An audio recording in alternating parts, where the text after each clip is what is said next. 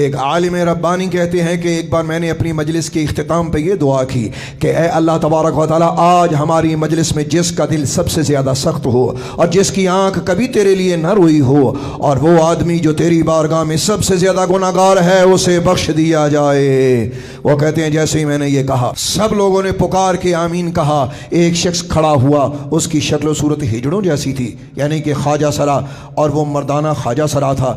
رو کے کہنے لگا، حضرت مجھے تو لگتا ہے کہ یہ دعا آج میرے ہی بارے میں ہوئی ہے، کیونکہ میں ہی ایسا شخص ہوں کہ جس کا دل سب سے زیادہ سخت ہے، اور میں ہی ایسا شخص ہوں جس کی آنکھ کبھی اپنے خدا کے لیے نہ روئی، اور میں ہی ایسا شخص ہوں جو عند اللہ، اللہ کی بارگاہ میں سب سے زیادہ گناہ گار ہوں۔ تو آپ بھی دعا کیجئے، میں آپ سب لوگوں کی موجودگی میں اپنے اللہ سے توبہ کرتا ہوں۔ وہ عالم ربانی کہتا ہے کہ وہ خواجہ سرا توبہ کر کے چلا گیا۔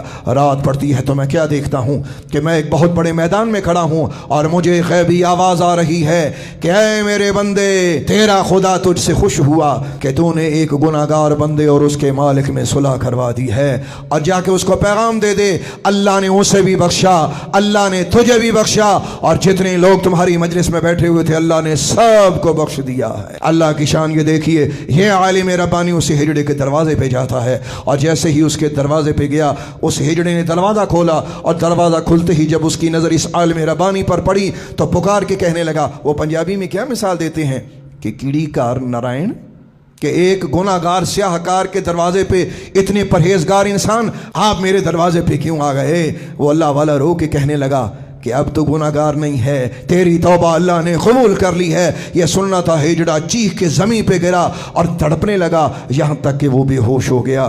اس کے منہ پہ پانی کے چھینٹے مارے گئے۔ ہوش آتے ہی اس نے عالم ربانی کی صحبت اختیار کر لی اور ہمیشہ کے لیے متقی اور پرہیزگار بن گیا۔ کون کہتا ہے کہ اللہ گناہ گاروں کی نہیں سنتا؟ کون کہتا ہے کہ اللہ وحدہ لا شریک گناہ گار بندے پہ اپنی خاص رحمت نہیں فرماتا؟ تو توبہ کر، دیکھ تیری توبہ اللہ کس طرح قبول فرماتا ہے۔ بلکہ ایک حدیث پاک ہے جس کا مفہوم یہ ہے کہ اللہ تبارک و تعالیٰ کی بارگاہ اقدس میں جب کوئی گناہ گار روتا ہے، ایک طرف رونے والا گناہ گار ہو اور دوسری طرف تسبیح و تحلیل کرنے والے پرہیزگار ہوں، اللہ کو گناہ گار کے رونے کی آواز نیکوکاروں کی تسبیح و تحلیل سے زیادہ پسندیدہ ہوتی ہے۔ اللہ اکبر۔ تو میرے بھائیوں، کسی کو بھی کمتر سمجھ کے اسے اپنی طرف سے دھتکارا نہ کریں، اور ہمارے معاشرے میں اکثر ان لوگوں کو نظر انداز کیا جاتا ہے، لیکن یاد رکھیے اگر اللہ بخشنے پہ آئے تو وہ کسی کو بخش سکتا ہے، اور پکڑنے پہ آئے تو وہ کسی کو پکڑ سکتا ہے۔ ایک اللہ کے ولی کو بعد از وصال کسی شخص نے خواب میں دیکھا۔ اس نے کہا، حضرت آپ کے ساتھ کیا معاملہ ہوا؟